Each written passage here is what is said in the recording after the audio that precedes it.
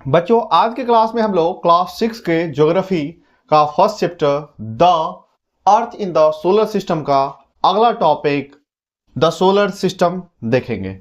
बच्चों आज solar system में हम लोग बात करेंगे सोलर सिस्टम कब बना, कैसे बना और सोलर सिस्टम में कौन कौन से प्लैनेट हैं, इसके बारे में बच्चों आज के वीडियो में देखेंगे।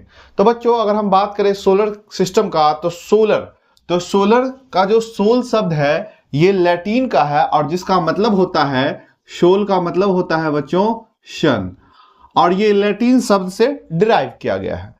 अगर बच्चों बात करें कि सोलर सिस्टम है क्या, तो सोलर सिस्टम के बारे में क्या लिखा हुआ है कि the sun together with all the planets that revolve around it their satellites or moons, meteors, comets and asteroid forms the solar system। सभी ग्रह अपने क्षुद्र ग्रह उपग्रह के साथ जो सूर्य के चारों ओर चक्कर लगाते हैं, इससे ही सोलर सिस्टम का निर्माण होता है। मतलब सूर्य के सभी ग्रह अपने सैटेलाइट के साथ सूर्य के परिक्रमा करता है तो एक सोलर सिस्टम का निर्माण होता है। तो बच्चों सूर्य जो है, सूर्य सेंटर में मौजूद होता है। और अगर हम बात करें कि ये हमारा सोलर सिस्टम कब बना, तो हमारा सोलर सिस्टम के बारे में बताया जाता है 4.6 बिलियन ईयर्स पहले बना।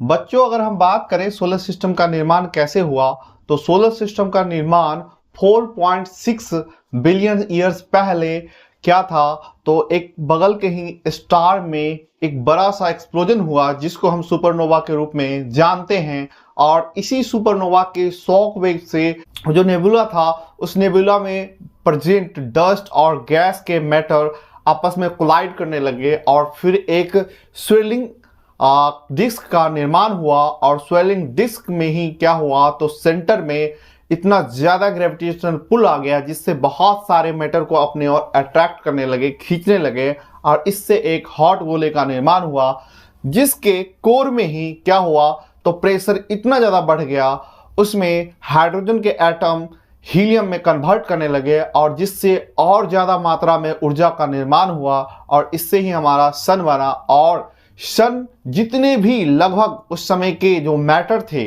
वो सारे मैटर 99% मैटर को अपने ओर खींच लिया, जिसके कारण अभी आपको पता होगा कि हमारे सोलर सिस्टम में सबसे ज़्यादा अगर किसी का मास है और मैटर प्रेजेंट है तो 99% मैटर हमारे सन में ही प्रेजेंट है। पूरे सोलर सिस्टम का 99% जो मैटर है वो सन में ही प्रेजेंट है। अब इसके अलावा क्या हुआ, जो स्वेलिंग डिस्क था उसके दूर दूर तक जितने भी मैटर थे वो भी आपस में कोलाइड कर रहे थे, आपस में टकरा रहे थे और लगातार स्मैश्ड हो रहा था। और इसके बाद क्या हुआ, तो बहुत सारे प्लैनेट का निर्माण हुआ, बहुत सारे एस्टेरॉयड बने, बहुत सारे सैटेलाइट बने, और जो प्लैनेट नहीं बन पाए वही एस्टेरॉयड के रूप में रिवॉल्व करते रहे। एट अ प्रेजेंट डे बात करें तो एट अ प्रेजेंट डे हमारे सोलर सिस्टम में टोटल 8 प्लैनेट है। और 8 प्लैनेट की अगर हम बात करें कि दूरी के आधार पे, तो दूरी के आधार सबसे पहले जो प्लैनेट आता है वो सन के करीब है, वो है मरकरी, फिर है वीनस, फिर हमारा आ जाता है जो हैबिटेबल प्लैनेट है अर्थ, और फिर मार्स। और इसके बाद देखिएगा बच्चों ये एस्टेरॉयड बेल्ट है जो कि आगे प्लैनेट नहीं बन पाया या किसी सैटेलाइट में कन्वर्ट नहीं हो पाया। इसके बाद बच्चों अगर बात करें तो अगला प्लैनेट है जुपिटर, और इसके बाद आता है सैटर्न, और इससे दूर हो गया यूरेनस और फिर नेपच्यून।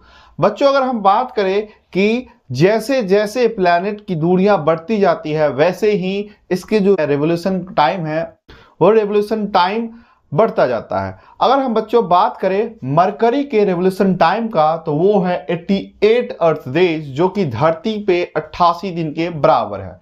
अगर बच्चों इससे ठीक दूर वाले जो प्लैनेट है सन से सबसे दूर, तो नेपच्यून है। और नेपच्यून प्लैनेट का अगर हम बात करें रेवोल्यूशन का टाइमिंग, तो वो 60,266 अर्थ डेज लगता है, जिसको अगर हम ईयर में कन्वर्ट करें तो 165 ईयर्स लगते हैं। तो बच्चों आपको शॉकिंग लगा होगा कि नेपच्यून को एक रेवोल्यूशन में 165 ईयर्स लग जाते हैं, जो धरती पे एक ईयर 365 डेज का होता है। बच्चों अगर हम सन की बात करें तो सन सोलर सिस्टम में सभी प्लैनेट को अपने ग्रेविटेशनल पुल के कारण सभी को अपने ऑर्बिट में घूमने पे मजबूर करते हैं, और जिससे जितने भी प्लैनेट है वो सन के चारों ओर चक्कर लगाते रहते हैं और अपने अपने ऑर्बिट में चक्कर लगाते हैं बच्चों। कोई भी प्लैनेट दूसरे प्लैनेट के ऑर्बिट में नहीं जाता है। बच्चों, आज के क्लास में हम लोग देखे सोलर सिस्टम के बारे में। अगर आपको ये वीडियो अच्छा लगा हो तो इस चैनल को सब्सक्राइब कीजिएगा और अपने दोस्तों को शेयर कीजिएगा। धन्यवाद।